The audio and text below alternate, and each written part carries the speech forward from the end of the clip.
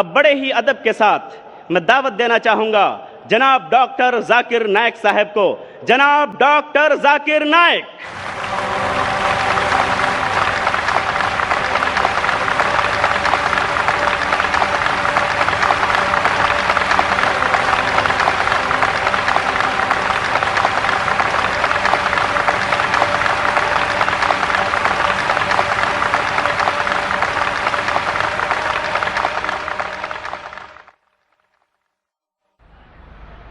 الحمدللہ والصلاة والسلام علی رسول اللہ وعلی آلہ وصحبہ اجمعین.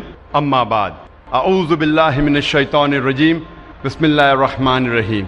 وَلَقَدْ يَسَّرْنَا الْقُرْآنَ لِلذِّكْرِ فَهَلْ مِن مُدَّكِرٍ رَبِّ اشْرَحْ لِي صَدْرِي وَيَسِّرْ لِي أَمْرِي وَاحْلُلْ عُقْدَةً مِّن لِّسَانِي يَفْقَهُوا قَوْلِي. میرے محترم علماء دین،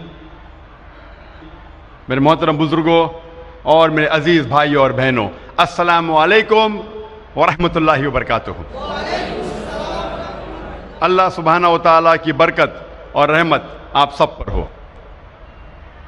الحمدللہ یہ میری خوش نصیبی ہے کہ آج میں کشن گنج کی سرزمین پہ ہوں، اور الحمدللہ مجھے بے حد خوشی ہو رہی ہے، اور میں اللہ سبحانہ و تعالیٰ کا شکر گزار ہوں، اور اس کے بعد توحید ایجوکیشن ٹرسٹ اور شیخ مطیع الرحمان مدنی صاحب کا کہ انہوں نے دیگر مسلمان جتنے ادارے ہیں ان کو ساتھ لے کے یہ پروگرام منعقد کیا ہے.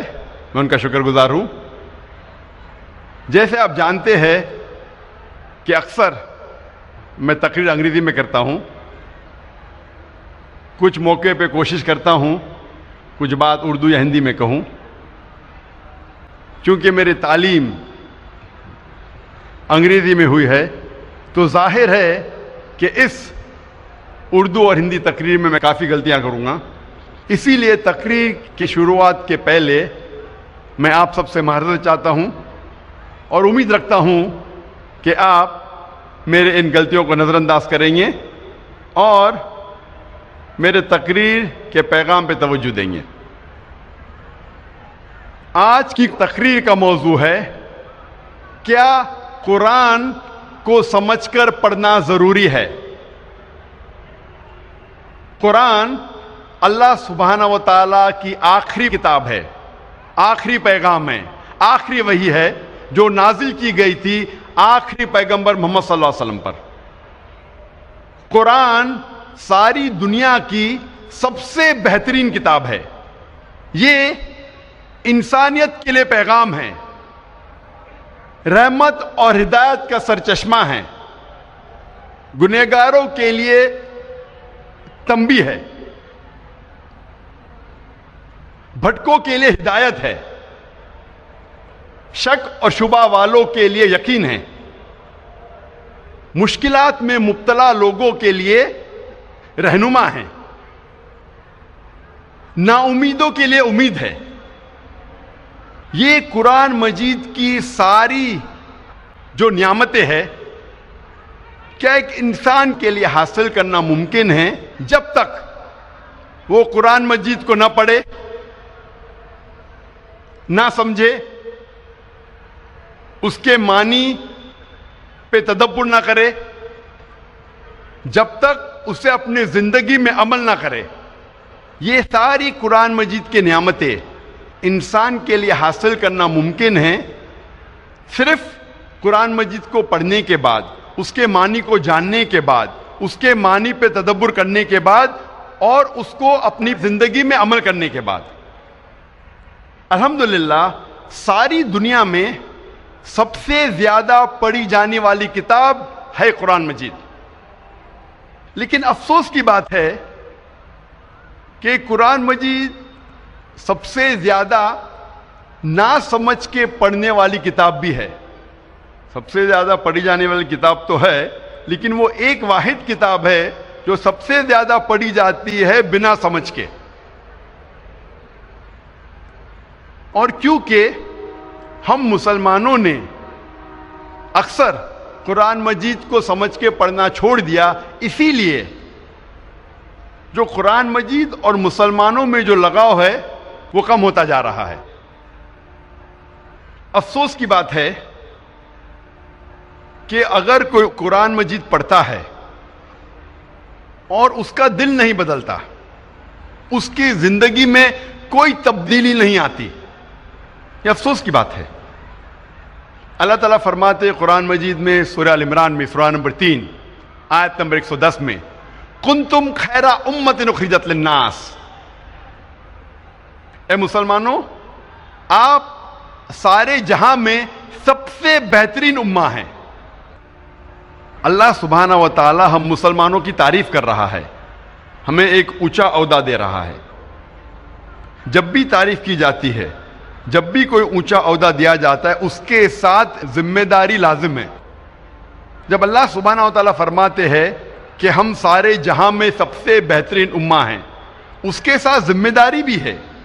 اللہ تعالیٰ اسی آیت میں فرماتے ہیں تأمرون بالمعروف وتنہون عن المنکر وتؤمنون باللہ، کیونکہ ہم لوگوں کو اچھائی کی طرف بلاتے ہیں اور برائی سے روکتے ہیں اور اللہ سبحانہ و تعالیٰ پہ یقین رکھتے ہیں۔ اللہ سبحانہ و تعالیٰ فرماتے ہیں کہ ہم سارے جہاں میں سب سے بہترین امہ ہیں کیونکہ ہم لوگوں کو اچھائی کی طرف بلاتے ہیں اور برائی سے روکتے ہیں۔ جب تک ہم قرآن مجید کو سمجھ کے نہیں پڑھیں گے، ہمیں کیسے پتہ لگے گا کہ کیا اچھا ہے کیا برا ہے؟ اگر ہم قرآن مجید نہیں سمجھ کے پڑھیں گے اور لوگوں کو اچھائی کی طرف نہیں بلائیں گے اور لوگوں کو برائی سے نہیں روکیں گے، ہم مسلمان کہنے کے لائق نہیں ہیں، ہم خیرہ امہ کہنے کے لائق نہیں ہیں۔ قرآن آتا ہے لفظ قرأ سے، جس کے معنی ہیں، قرآن کے معنی ہے کتاب، پڑھو۔ قرآن کو کہا گیا فرقان، جو حق اور باطل کے درمیان فیصلہ کرتا ہے۔ فرقان، کرائٹیریا ٹو جج رائٹ فرام رانگ، وہ کتاب جو حق اور باطل کے درمیان فیصلہ کرتی ہے۔ جب تک ہم قرآن مجید کو سمجھ کے نہیں پڑھیں گے، ہمیں کیسے پتہ لگے گا کیا حق ہے اور کیا باطل ہے؟ اسی لیے قرآن مجید کو سمجھ کے پڑھنا بہت ضروری ہے۔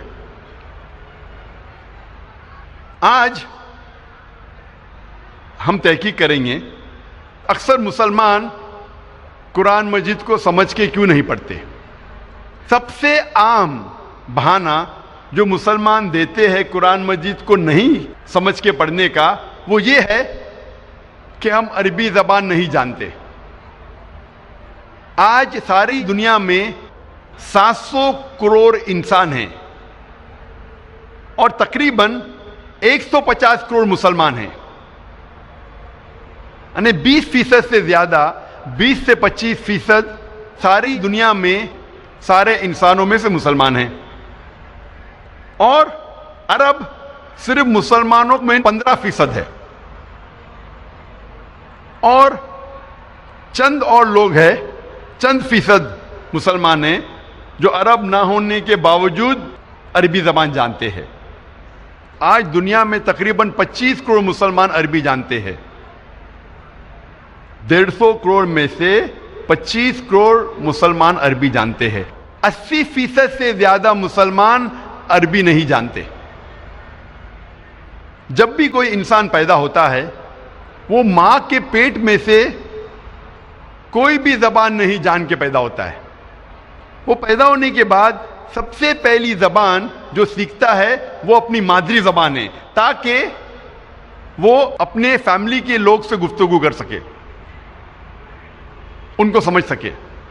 اس کے بعد وہ معاشرے کی زبان سیکھتا ہے تاکہ وہ ان کے ساتھ کمیونیکیٹ کر سکے، اور جب وہ اسکول یا کالج میں جاتا ہے تو جس زبان میں تعلیم حاصل کرتا ہے وہ زبان سیکھتا ہے۔ اکثر دنیا میں لوگ کم از کم 2 یا 3 زبان تو جانتے ہیں، کم از کم 2 یا 3 زبان جانتے ہیں۔ کچھ لوگ 4 یا 5 زبان جانتے ہیں، کچھ لوگ 6 یا 7، کچھ لوگ کو کہتے ہیں لنگوسٹ، بہت سارے زبان جانتے ہیں، لیکن اکثر کم از کم انسان 2 یا 3 زبان تو جانتا ہے۔ کیا یہ ضروری نہیں ہے کہ ہم وہ زبان بھی جانیں جس میں ہمارا آخری پیغام ہمارے رب، ہمارے خالق نے آخری پیغام بھیجا، کیا وہ زبان ہمیں نہیں جاننا چاہیے؟ مجھے اس وقت یاد آ رہا ہے ڈاکٹر موریس بکیل کے بارے میں، اور میں اس کی مثال دینا چاہتا ہوں کہ ڈاکٹر موریس بکیل ایک مشہور سائنسدان اور ڈاکٹر تھے، اور انہیں ملا تھا French academy award in the field of medicine. اور ڈاکٹر موریس بکیل جو عیسائی تھے، انہیں چنا گیا تھا ریسرچ کے لیے ممی آف منپٹا کا. ممی آف منپٹا وہ فرعون جو موسیٰ علیہ السلام کے وقت تھا، اس کے جسم، اسے کہتے ہیں ممی، اس کے اوپر ریسرچ کرنے کے لیے ڈاکٹر موریس بکیل کو چنا گیا تھا. اور کیونکہ ڈاکٹر موریس بکیل عیسائی تھے اور بائبل پڑھ چکے تھے، وہ جانتے تھے کہ موسیٰ علیہ السلام کا پیچھا کرتے کرتے فرعون دریا میں ڈوب گیا تھا. لیکن جب وہ سعودی عربیہ پہنچتے ہیں، وہاں ایک مسلمان انہیں کہتا ہے کہ قرآن مجید میں لکھا ہے سورہ یونس میں سورہ نمبر 10 آیت نمبر 92 میں کہ اللہ سبحانہ وتعالیٰ فرماتے ہیں کہ ہم فرعون کے جسم کو محفوظ رکھیں گے تاکہ وہ آنے والے لوگوں کے لیے نشانی بنے. جب موریس بکیل کو یہ پتا چلا کہ قرآن مجید 1400 سال پرانی کتاب ہے، اس میں یہ لکھا ہے کہ ہم فرعون کے جسم کو محفوظ رکھیں گے تاکہ آنے والے لوگوں کے لیے نشانی بنے، وہ چونک گئے. اور وہ قرآن مجید کا ترجمہ پڑھے، اور قرآن مجید کا ترجمہ پڑھنے کے بعد اتنا متاثر ہوئے کہ قرآن مجید کو اچھے سے جاننے کے لیے انہوں نے 50 سال کی عمر میں عربی سیکھی.